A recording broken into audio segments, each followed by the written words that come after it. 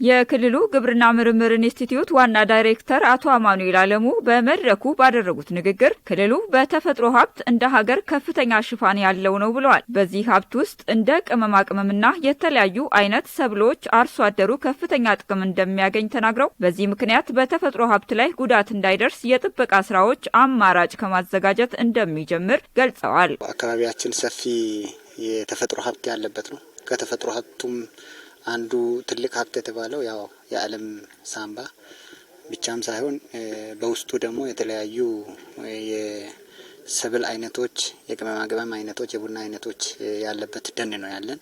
በተለይ ያን ደን ለመጠበቅ ምን ያስፈልጋል የሚለው በተለይ በእኛ ተፈጥሮ ዘርፍ የምናደርጋቸው ምርምሮችን መነሻ ያደረገ ውይይት ነው ዛሬ ያደረግነው። አለን አስተሳሰብ አንጻር በተለይ እነዚህ የአፈር ለምነትን ለመጠበቅ የአርሶ አደሩን ፍላጎት ደግሞ ከዚህ ከከሰል ጋር ተያይዞ ያለውን አልፎም ደግሞ የአካባቢን ስነ ምህዳር ከመጠበቅ ጠቀሜታ ያላቸውን የዛፍ አይነቶችን አኬዥያ ወይም ግራር የምንላቸው የተለያዩ ጠቀሜታ ያላቸው ግራር ዝርያዎችን አስገብተን የምርምር ስራዎችን እየሰራን ያለንበት ሁኔታ ነው ያለው። እንደ ባህር ዛፍ፣ ግራርና ሽፈራ የተባሉ የዛፍ ዝርያዎች የአፈርን ለምነት በማይጎዳ መልኩ የአርሶ አደሩን ፍላጎት ማሟላት የሚችሉና እድገታቸው ፈጣን የሆኑትን በመለየት የምርምር ጣቢያዎች ላይ የማስፋፋት ስራ እየተከናወነ ነው ብለዋል።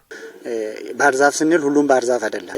በጣም ጠቃሚ የሆኑ የአካባቢን ደን ወደ ደን እንዳንገባ ሊያደርጉ የሚችሉ የጣውላ ፍላጎትን ልንመልስ የምንችላቸውን የባህር ዛፍ ዝርያዎችን ስክሪን እያደረግን ያለንበት ሁኔታ ነው ያለው። ያ ሲደረግ ከሰብል ከሚመረትበት ማሳ ውጪ በጣም ተነጥሎ ያለ መሬት ላይ አርሶ አደሩ አልምቶ እንዲጠቀም የተለያዩ የግንባታ የማገዶ እና የጣውላ ፍላጎት ሊመልሱ የሚችሉ በጣም በአጭር ጊዜ ውስጥ የጣውላን ፍላጎት መመለስ የሚችሉ እድገታቸው በጣም ፈጣን የሆኑ የባህር ዛፍ ዝርያዎችን ከውጭ ሀገር ከሲ4 ከሚባለው ፕሮጀክት ጋር ሴንተር ኦፍ ኢንተርናሽናል ፎረስት ኢንስቲትዩት ከሚባለው ተቋም ጋር በጋራ በመስራት እየሰራን ያለንበት ሁኔታ ነው ያለው።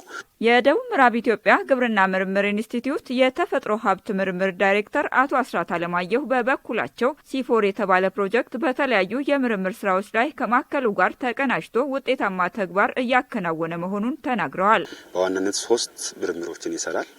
አንደኛው በተለይ የተለያዩ በባህር ዛፍና በአኬሽያ ዝርያዎች ላይ የተለያዩ በሽታዎችን የመለየትና ያንን በሽታ የሚቋቋሙ ዝርያዎችን የማላመድ ምርምር ነው የሰራ ያለው።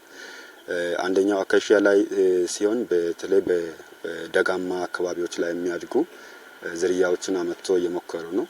እሱም በጣም ውጤታማና ገና በጅማሬው ጥሩ ማሳያ እየሰጠ ያለ ነው። ፕሮጀክቱ በተለይ በባህር ዛፍና በግራር ዛፎች ላይ የሚደርሱ በሽታዎችን መከላከል የሚያስችሉ የምርምር ስራዎችን እንደሚያከናውን ገልጸዋል። ለማስፋፋት የታሰቡ የዛፍ አይነቶች የመሬትን ለምነት የማይጎዱና በአጭር ጊዜ የሚደርሱ መሆናቸው በጥናት ተረጋግጧል ብለዋል። እነዚህን ዝርያዎች ማስፋፋት በተፈጥሮ ሀብት ላይ በከሰልና በቤት መስሪያ ምክንያቶች የሚደርሰውን ጉዳት ለመቀነስ የሚረዳ መሆኑን ገልጸዋል። በዋናነት አንደኛ ምርምር ላይ የተሰራ ያለው በተለይ በዚህ ደን ዙሪያ ላይ የተሰሩ ስራዎችን በጥቂቱም ቢሆን ከዚህ ፕሮጀክቱ ጋር እየሰራን ያለነው ስራ እንዲያውቁ፣ በሁለተኛ ደረጃ ደግሞ በተለይ ባህር ዛፍ ላይ ስራው ሲሰራ ያው ምርምር ተቋም ስለሆነን ባህር ዛፍ ላይ ምርምር እየሰራን ነው።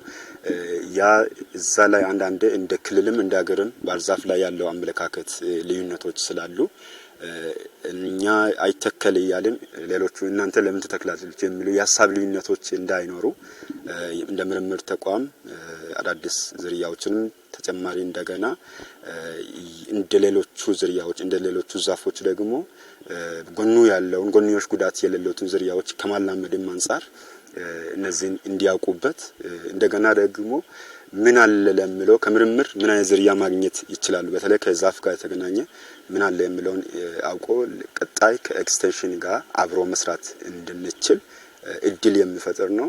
ባለድርሻ አካላትም ይህንን ውጤት ታሳቢ በማድረግ በቅንጅት መስራት ይጠበቅባቸዋልም ብለዋል። በሲ4 ኢትዮጵያ ፕሮጀክት መሪ ተመራማሪ ዶክተር አጌና አንጀሎ ያቀረቡት የምርምር ውጤት በባህር ዛፍ ግራርና ሽፈራው ላይ የሚከሰቱ በሽታዎችን ለመከላከል የሚያስችሉ መፍትሄዎችን የያዘ ነው ብለዋል። እነዚህን ዝርያዎች ማስፋፋት በተፈጥሮ ሀብት ጥበቃ ላይ ከፍተኛ ሚና እንዳለው ተናግረዋል። በመድረኩ የደቡብ ምዕራብ ኢትዮጵያ ህዝቦች ክልል ደን አካባቢ ጥበቃና አየር ንብረት ለውጥ ቢሮ ኃላፊ ዶክተር ኢንጂነር አስራት ገብረማርያምን ጨምሮ የተገኙ ሌሎች ባለድርሻ አካላት በቀጣይ በጋራ ለመስራት በሚያስችሉ አቅጣጫዎች ዙሪያ ምክረ ሀሳብ አቅርበዋል።